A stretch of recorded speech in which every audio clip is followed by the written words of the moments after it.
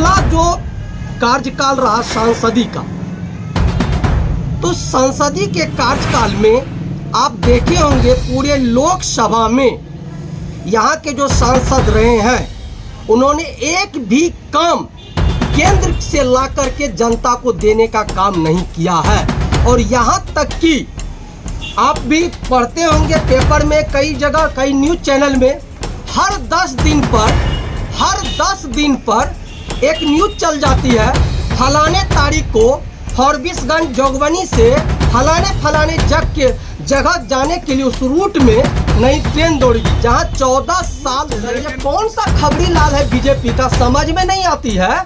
कौन कौन खबरी पाल कर रखे कि प्रति 10 दिन पर नया डेट दे देते हैं। जनता को बेवकूफ बनाना भाजपा का लोग यदि कैंडिडेट होंगे तो वह सबसे मजबूत कैंडिडेट होंगे, और राजद का एक उम्मीदवार कैंडिडेट नहीं सिंबल देखता है और उस सिंबल के नाम पर वोट गिराने का काम करता है। आप देख रहे हैं ओसी न्यूज, आपकी आवाज।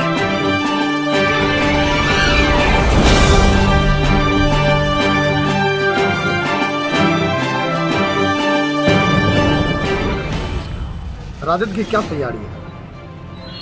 आप सभी पत्रकार भाइयों को आपके चैनल के माध्यम से पूरे अररिया जिला वासियों को सबसे पहले मैं बधाई देता हूं और बहुत बहुत धन्यवाद देता हूं कि हम लोग जिस तरह से लोकसभा चुनाव की तैयारी को लेकर के कमर कस लिया है। और आपने अभी देखा होगा कि बिहार की जनता के साथ साथ अररिया की जनता को जो उपेक्षा थी, जो आशा थी बीते लोकसभा चुनाव के संदर्भ में यहाँ के सांसद से, और उनके विपरीत जनता के सोच के विपरीत, उनकी इच्छा के विपरीत माननीय सांसद यहाँ का उतरे हैं, जिसमें जनता के बीच काफ़ी नाराजगी व्याप्त है। तो क्या आने वाले दिन में क्या किस चुनावी मुद्दा पर आरजेडी मैदान में? देखिए, राष्ट्रीय जनता दल शुरू से ही समाज के शुभचिंतक रहे हैं, गरीब शोषित वंचित का शुभचिंतक रहा है, और हमारे आदरणीय नेता और नेता प्रतिपक्ष बिहार के पूर्व उप मुख्यमंत्री आदरणीय तेजस्वी प्रसाद यादव जी ने जब 2020 का चुनाव विधानसभा के जब लड़ रहे थे, उनकी एक हेलीकॉप्टर के पीछे भाजपा की दर्जनों हेलीकॉप्टर दौड़ रही थी। तो ऐसी स्थिति में हमारे माननीय नेता ने एक ही नारा दिया था उस समय, सिंचाई कमाई दवाई का। और जब हमारी सरकार 17 महीना के लिए बनी तो आपने देखा कि 17 महीने के कार्यकाल में आदरणीय तेजस्वी प्रसाद यादव जी ने बिहार में जो रोजगार की बात यहाँ के युवाओं से उन्होंने किया था, और यहाँ के युवाओं को अच्छी नौकरियाँ मिली, हर विभाग में नौकरियाँ मिली, और साथ साथ हर क्षेत्र में विकास का नया आयाम लिखा गया। अभी तो जन विश्वास यात्रा पे निकले थे आप। हाँ बिल्कुल। क्या उसका लाभ, कितना लाभ मिलेगा लोकसभा चुनाव? देखिए, जो जन विश्वास यात्रा जो पिछले एक सप्ताह से आदरणीय तेजस्वी प्रसाद यादव जी का चल रहा है पूरे बिहार में, आप लोग भी मीडिया के साथी हैं, मीडिया के भाई हैं, और आप लोग के हाथ में ही सारा चैनल का सब कुछ रहता है। आप लोग भी देखे होंगे, ऐसा कोई विधानसभा नहीं रहा होगा जहां लाखों की भीड़ रोड पर जन सैलाब के रूप में आदरणीय तेजस्वी प्रसाद यादव जी का स्वागत करने के लिए रोड पर आए।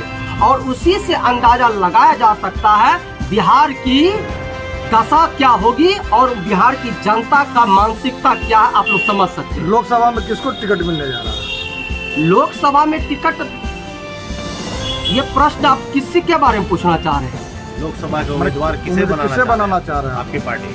और राष्ट्रीय जनता दल किस, देखिए ये बात तो हमारे क्षेत्राधिकार में नहीं है, ये हम लोगों के शीर्ष नेता आदरणीय राष्ट्रीय अध्यक्ष लालू प्रसाद यादव जी, नेता प्रतिपक्ष आदरणीय तेजस्वी प्रसाद यादव जी, और आला कमान के नेतृत्व में कोर कमेटी में जो भी कैंडिडेट का चयन होगा, उन कैंडिडेट को लेकर हम लोग चुनाव लड़ेंगे। चलो। और एक बात आप जान ले, सबसे बड़ी बात है क्या कि पिछला जो कार्यकाल रहा सांसदी का, तो सांसदी के कार्यकाल में आप देखे होंगे पूरे लोकसभा में यहाँ के जो सांसद रहे हैं उन्होंने एक भी काम केंद्र से ला करके जनता को देने का काम नहीं किया है। और यहाँ तक कि आप भी पढ़ते होंगे पेपर में, कई जगह कई न्यूज चैनल में हर 10